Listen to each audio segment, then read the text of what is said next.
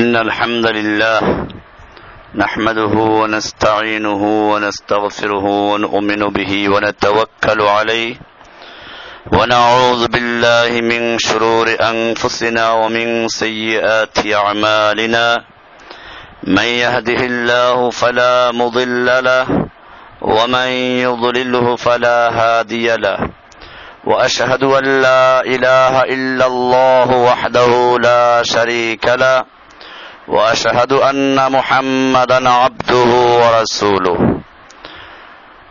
أما بعد আজকের মুসলিম বিশ্বের বর্তমান পরিস্থিতির উপরে আমি আমার সকল মুমিন ভাইদের প্রতি এই উপদেশনামা ওসিয়াতনামা বা এই বার্তা পৌঁছে দিচ্ছি। প্রতিটি মুসলিমের, বিশেষ করে যারা আমার সঙ্গে যাদের সম্পর্ক রয়েছে, আমাকে যারা আল্লাহর উদ্দেশ্যে ভালোবাসেন, আমিও আপনাদেরকে ভালোবাসি। সে কারণেই আপনাদের প্রতি আমার এই বার্তা, আমার এই চিঠি। আশা করি এই চিঠি পাওয়ার পরে আমাদের ভাইদের মধ্যে আমূল পরিবর্তন আসবে,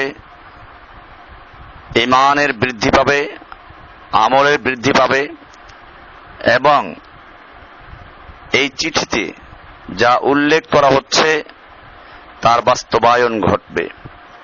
বিসমিল্লাহির রহমানির রহিম। হে মুসলিম, তোমার প্রতি বার্তা। সমস্ত প্রশংসা আল্লাহ সুবহানাহু ওয়া তাআলার জন্য, যিনি ছাড়া ইবাদতের যোগ্য কোনো ইলাহ নেই, মাবুদ নেই, যিনি সব দেখেন, সব শুনেন, সব কিছুর খবর রাখেন, যিনি ফয়সালাকারী, হিসাব গ্রহণকারী, বিনিময়দাতা এবং শ্রেষ্ঠ বিচারক, যিনি নির্দেশ দিয়েছেন, হে ঈমানদারগণ, ইয়া আইয়ুহাল্লাযীনা আমানুত্তাকুল্লাহা হাক্কা তুকাতিহি ওয়া লা তামুতুন্না ইল্লা ওয়া আনতুম মুসলিমুন। হে ঈমানদারগণ, আল্লাহকে ভয় করো যেমন ভাবে তাকে ভয় করা উচিত, এবং অবশ্যই মুসলমান না হয়ে মৃত্যুবরণ করো না।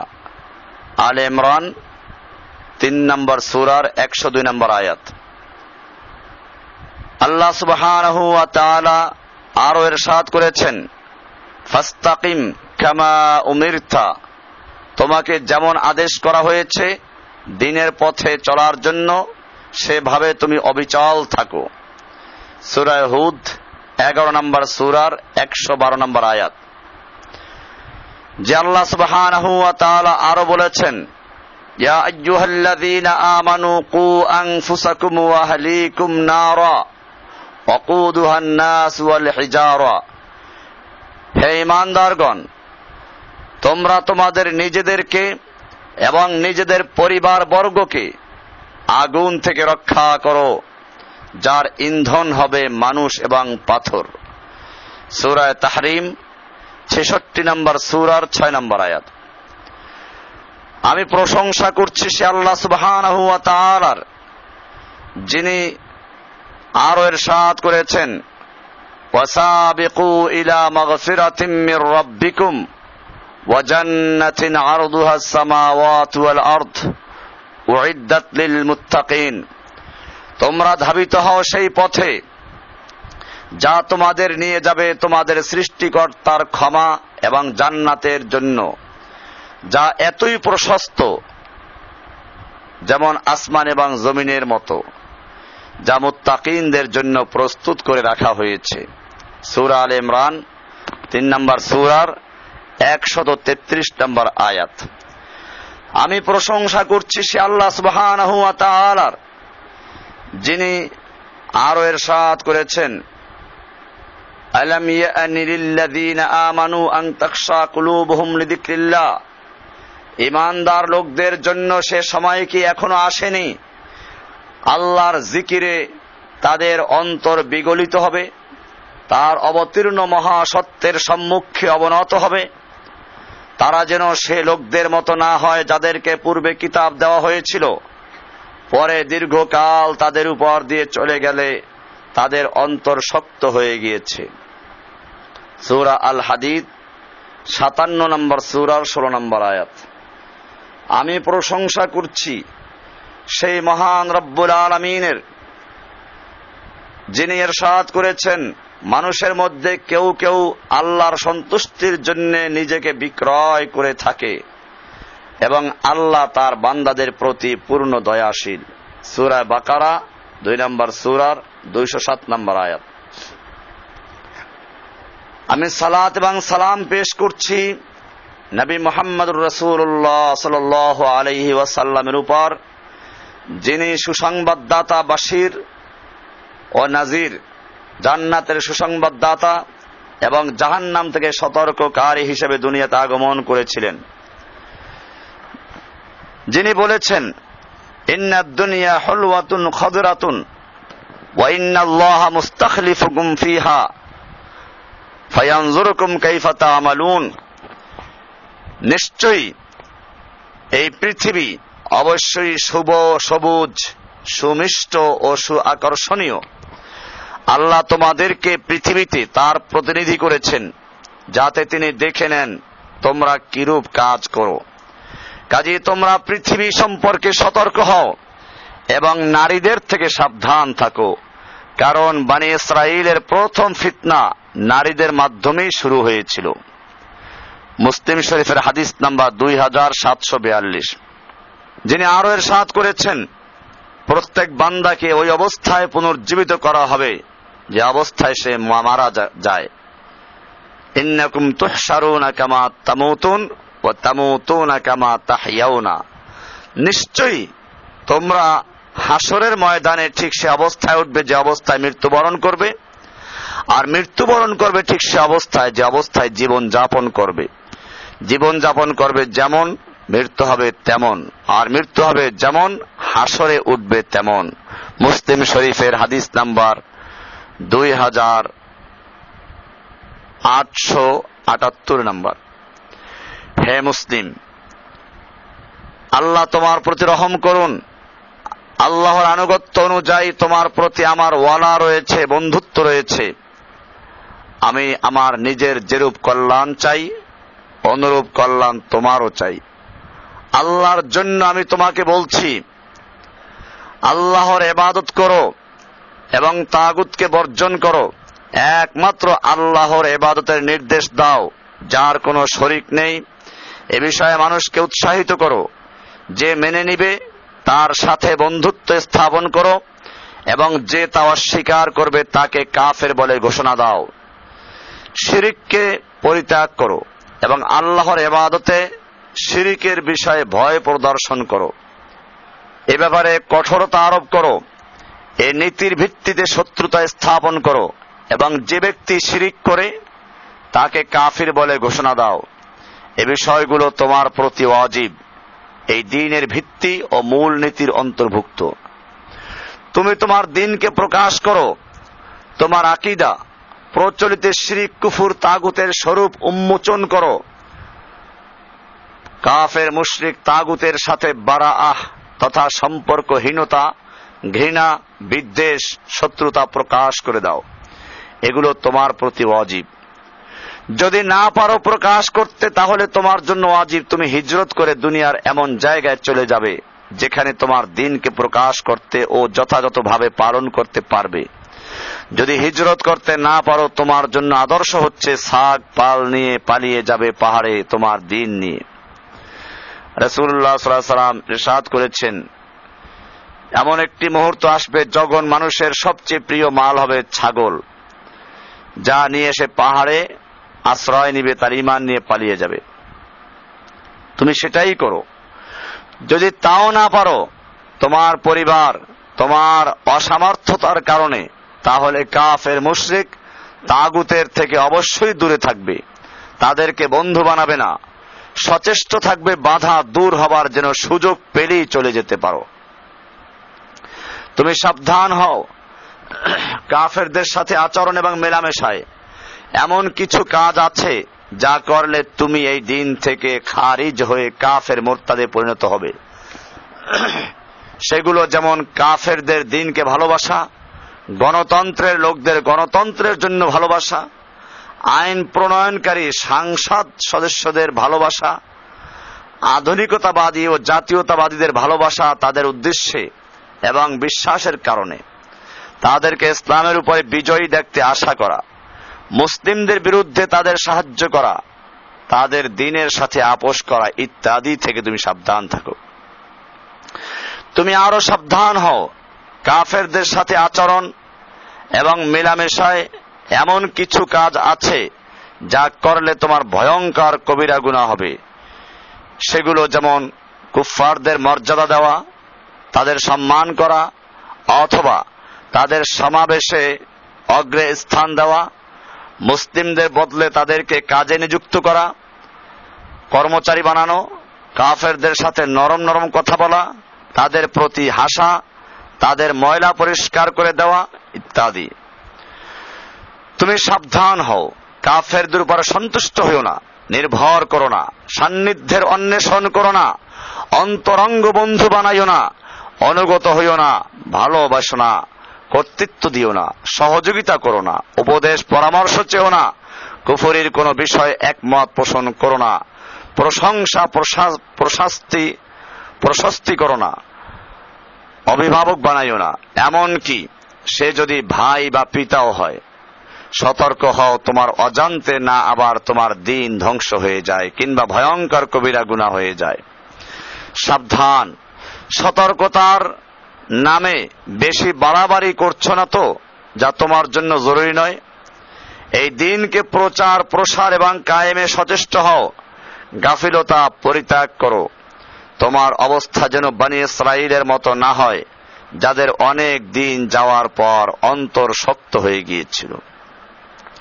আমি লক্ষ্য করছি আমাদের অনেক ভাইদেরকে, যারা এক সময় ভালো দাওয়ার কাজ করত, দিন রাত সবসময় তাদের চিন্তা থাকতো কিভাবে ইসলামকে বিজয়ী করা যায়, ইসলামের জন্য সর্বোচ্চ ত্যাগ পেশ করা যায়, কিন্তু তারা আস্তে আস্তে শক্ত হয়ে গেছে। এখন তারা দিনের উপরে অটল স্থির নেই। সেজন্য খবরদার, তুমি সাবধান থাকবে তোমার অন্তর যেন শক্ত হয়ে না যায়। তোমাকে আরো বলছি, আল্লাহর কালিমাকে উচ্চে তুলে ধরার জেহাদে জান মাল দিয়ে অংশগ্রহণ করো। তোমার উপর এটি ফরদুল আইন, ঈমান আনার পর সবচেয়ে বড় ওয়াজিব। এই দ্বীনের শীর্ষ চূড়া জিরওয়াতুস সানামিল ইসলামে। তোমার সফলতার চূড়ান্ত পথ হচ্ছে আল জিহাদ ফি সাবিলিল্লাহ। এ থেকে গাফেল থেকে যেন মুনাফিকের শাখায় তোমার মৃত্যু না হয়, ফাসিক না হয়ে যাও, আযাব স্পর্শ না করে আল্লাহ না আবার তোমাকে পরিবর্তন করে দেন। সাবধান, এই দিনে ফিরে আসো। তোমাকে আরো বলছি, তোমার পিতা, সন্তান, ভাই, স্ত্রী, গোত্র, গোষ্ঠী, ধনসম্পদ, ব্যবসা, বাসস্থান যেন তোমার কাছে আল্লাহ, আল্লাহর রাসূল এবং আল্লাহর রাস্তায় জিহাদের চেয়ে অধিক প্রিয় না হয়। তাহলে তুমি ফাসিক হয়ে যাবে, আল্লাহর আযাব স্পর্শ করবে। ওহে মুসলিম, সাবধান, গাফেল থেকো না, নিজেকে পরীক্ষা করো। এখনই সময়। তুমি এই সব কিছুর চেয়ে জিহাদ ফি সাবিলিল্লাহর কাজকে কম গুরুত্ব দিচ্ছ না তো? তুমি দুনিয়া বা অন্য কিছুর পিছে ছুটছ না তো? দুনিয়াব্যাপী মুসলিম নারী পুরুষ শিশুদের নির্বিচারে হত্যা করা হচ্ছে, পঙ্গু করা হচ্ছে, নারীদের ইজ্জত হনন করা হচ্ছে, তাদের গর্ভে অপবিত্র শূকর বানরদের বাচ্চাতে ভরে যাচ্ছে। কি লজ্জা! তাদের আর্তচিৎকার কি তোমার কানে পৌঁছে না? কি জবাব দেবে আল্লাহকে? নারীরা বিধবা হয়ে যাচ্ছে, বাচ্চারা এতিম হচ্ছে, ভাইদের বন্দী করা হচ্ছে, অত্যাচারের স্টিম রোলার চালানো হচ্ছে, তাদের প্রতি এমন সব অকথ্য নির্যাতন চালানো হচ্ছে যা বর্ণনা করা যায় না। তাদেরকে লাঞ্ছিত করা হচ্ছে, তাদেরকে বলাৎকার করা হচ্ছে। ইন্না লিল্লাহি ওয়া ইন্না ইলাইহি রাজিউন। তুমি কোথায় হে খালিদের উত্তরসূরি? মুসলিম দেশগুলো কুফফাররা দখল করে নিয়েছে, আর কোথাও বা রয়েছে ইহুদি খ্রিস্টানদের পা চাটা গোলাম মুরতাদদের শাসক, যারা তাদের প্রভুদের খুশি করতে মুসলিমদের বন্দী, হত্যা, নির্যাতন সহ কোনো কাজ নেই যে তাদের বাধে। আল্লাহর কালাম কোরআনকে অবমাননা করা হচ্ছে, কোরআনকে পায়খানায় ছুঁড়ে মারা হচ্ছে, কোরআনকে ছিঁড়ে দিয়ে তার উপরে ডান্স করা হচ্ছে। প্রিয়তম রাসূলের ব্যঙ্গচিত্র অঙ্কন করার স্পর্ধা দেখিয়েছে তারা। ইন্না লিল্লাহি ওয়া ইন্না ইলাইহি রাজিউন। তুমি কোথায় হে অমুক যে নিজেকে মুসলিম দাবি করছো? তুমি কিসের পিছে ছুটছো? তুমি আল্লাহকে কি জবাব দেবে? উম্মার রাসূলকে পর্যন্ত নিয়ে ব্যঙ্গ করা হচ্ছে, আর কি বাকি থাকলো? এই অবস্থায় মাটির উপরের চেয়ে মাটির নিচেই যে উত্তম। আল্লাহর জন্য জিজ্ঞেস করছি, তুমি জেগে উঠবে কি? আসো তোমাকে দেখিয়ে দেই কিভাবে তুমি সাপোর্ট করবে জিহাদকে।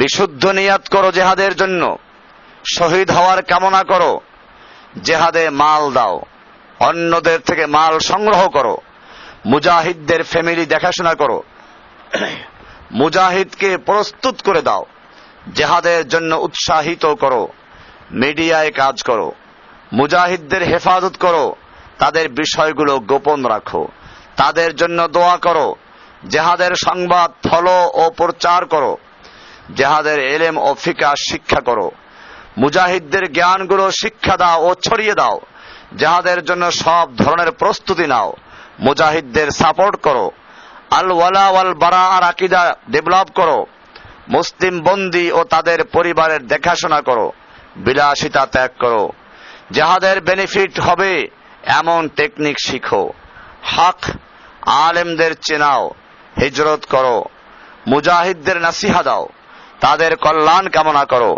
এই সময়ের ফেরাউন ও মুনাফিকদের মুখোশ উন্মোচন করো, যাহাদের নাশিদ বানাও, কবিতা বানাও, যাহাদের গজল তারানা জেহাদি জজবাত তৈরি করে এমন কবিতা তৈরি করো এবং প্রচার করো।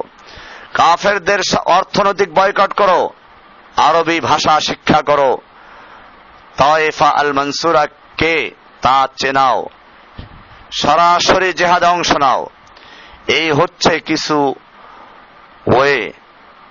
তুমি কিভাবে ওয়াসাইলু মুশারাকাতুল জিহাদ, তুমি কিভাবে জিহাদে অংশগ্রহণ করবে তার কিছু রাস্তা তোমাকে বলে দেওয়া হলো। সুতরাং অগ্রগামী হও, যত বেশি ভাবে সম্ভব তোমার সাপোর্ট শুরু করো। তুমি মুজাহিদিন এবং আল্লাহর পথে বন্দী এবং তাদের ফ্যামিলির খোঁজ খবর নিয়েছো কি? তুমি তোমার সব প্রয়োজন মিটিয়ে সুখে দিন কাটাচ্ছ, আর তারা প্রয়োজনগ্রস্ত নয় তো? তোমাকে আল্লাহ মুক্ত রেখে পরীক্ষা করছেন, তুমি আল্লাহ এবং তার রাসূল এবং ঈমানদারদের বন্ধু হিসেবে নাও কি? সাবধান হয়ে যাও, বিপদ বিপর্যয় তোমাকে স্পর্শ করার আগে আরো সাবধান হও। যখন আল্লাহ বলবেন, হে অমুক, আমি ক্ষুধার্ত ছিলাম, তুমি অন্ন দাওনি, আমি অসুস্থ ছিলাম, তুমি দেখতে যাওনি, তুমি আশ্চর্য হয়ে বলবে, হে আল্লাহ, আপনি তো রব পবিত্র, আমি কিভাবে আপনাকে খাওয়াবো বা দেখতে যাব? আল্লাহ তাআলা বলবেন, হে অমুক, আমার অমুক বান্দা ক্ষুধার্ত ছিল, তাকে খাদ্য দিলে তুমি আমাকে সেখানে পেতে। হে অমুক, আমার অমুক বান্দা অসুস্থ ছিল, তাকে দেখতে গেলে তুমি আমাকে সেখানে পেতে। সচেতন হও অনেক বেশি দেরি হয়ে যাওয়ার আগে। তুমি জেনে রাখো, বর্তমান জিহাদের জন্য যেমন মানুষ প্রয়োজন, তেমন প্রয়োজন অর্থের এবং মালের। তুমি তোমার ঘরের অতিরিক্ত ফার্নিচার বা স্ত্রীর গহনা কিনতে কিংবা অন্য বিলাসিতায় যে অর্থ ব্যয় করছো, এর অনেক কম মাল হলেই তারা আল্লাহর শত্রুদের বিরুদ্ধে সফল অভিযান পরিচালনা করতে পারে। তুমি কি জানো এই সময়ের তায়েফ আল মনসুরা বা আল্লাহর সাহায্যপ্রাপ্ত দল কারা? যাদের ব্যাপারে আল্লাহর রাসূল সাল্লাল্লাহু আলাইহি ওয়াসাল্লাম সুসংবাদ দিয়ে গেছেন যে কিয়ামত পর্যন্ত একটা দল হকের উপরে প্রতিষ্ঠিত থাকবে, যারা অন্যদের উপরে প্রাধান্য লাভ করবে, যারা শত্রুদের বিরুদ্ধে যুদ্ধ করবে, যারা তাদের বিরোধিতা করবে, তারা তাদের কোনো ক্ষতি করতে পারবে না।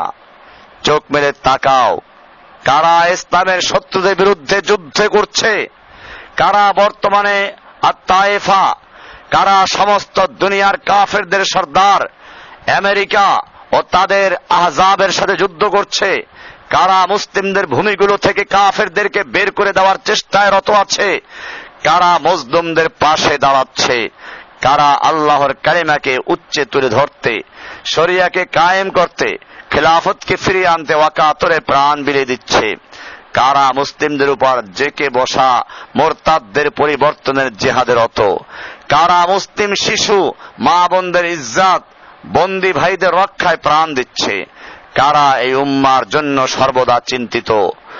তুমি যদি অন্ধ, বোবা ও কালা না হয়ে থাকো, তবে নিশ্চয়ই দেখতে পাচ্ছ কাদের বিরুদ্ধে সমস্ত কুফফাররা একত্রা হয়েও আল্লাহর পারমিশনে কোনো ক্ষতি করতে পারছে না। আল্লাহর জন্য বলছি, তাদেরকে খুঁজে বের করো এবং তাদের সাথে লেগে থাকো, অন্যদেরকে তাদের চিনাও, তায়েফাকে যত সম্ভব সাপোর্ট করো, তাহলে তোমার জন্য সুসংবাদ হে গোরাবা। আল্লাহর ফরজকৃত বিষয়গুলো পূর্ণ হেফাজত করে আল্লাহর নৈকট্য অর্জন করো, নফল সমূহের ব্যাপারে অগ্রগামী হও, যাতে তুমি আল্লাহর ভালোবাসা পেতে পারো। তুমি তোমার সালাতের ব্যাপারে যত্নবান হও, ইখলাসের সাথে খুশু খুজু সহকারে, যেন তুমি আল্লাহকে দেখতে পাচ্ছ। যদিও তুমি আল্লাহকে দেখতে পাচ্ছ না, ফাইন্নাহু ইয়ারাকা, তিনি অবশ্যই তোমাকে দেখতে পাচ্ছেন। জীবনের শেষ সালাতের মতো যথা সময়ে সুন্নাহ অনুসারে জামাতের সাথে সালাত আদায় করো। পরিবার পরিজনকে এই সালাতের নির্দেশ দাও। যাকাতের ব্যাপারে যত্নবান হও। যদি তোমার নেশাব পূরণ হয়ে থাকে, যাকাত মুজাহিদিনদের দাও, তবে যাকাত দিয়েই ক্ষান্ত থেকো না। তোমার মাল দ্বারা জিহাদ করো, আল্লাহর সন্তুষ্টির পথে ব্যয় করো। অর্থ উপার্জন করে জিহাদ এবং অন্যান্য কাজে ব্যয় করো। জেনে রেখো, জান দ্বারা যুদ্ধ করার সাথে সাথে মাল দ্বারা যুদ্ধ করাও ফরদুল আইন। সুতরাং পকেট থেকে ব্যয় করার মাধ্যমে তুমি জিহাদের অর্ধেক ফরজিয়াত আদায় করতে থাকো, যতক্ষণ না শারীরিকভাবে জিহাদে অংশগ্রহণ করতে পারছো। আমলের ক্ষেত্রে সচেতন হও, ইখলাসের সাথে করার ব্যাপারে, যেন তা রিয়ার কারণে ধ্বংস না হয়। সাবধান হও কবিরা গুনাহগুলো থেকে, যা তোমার জাহান্নামের কারণ হতে পারে। তুমি সচেতন হও আমর বিল মারুফ নাহি আনিল মুনকারের ব্যাপারে, তুমি যেন এ থেকে গাফেল থেকে অন্যদের সাথে নিজেও ধ্বংস হয়ে না যাও, যেমন ধ্বংস হয়েছিল শনিবারের সীমালঙ্ঘনকারীদেরকে বাধা প্রদান যারা করে নাই তারা। জেনে রেখো, সৎ কাজের আদেশ ও অসৎ কাজে নিষেধ করা তোমার জন্য ফরজ। সাবধান হও ওয়াদা অঙ্গীকার চুক্তির ব্যাপারে, অবশ্যই তা পূরণ করো। মুনাফিকদের মতো তা ভঙ্গ করো না। বর্তমানে অধিকাংশের মতো হইও না যারা এসবের মূল্য দেয় না। তুমি এ ব্যাপারে তোমার রবের কাছে জিজ্ঞাসিত হবে।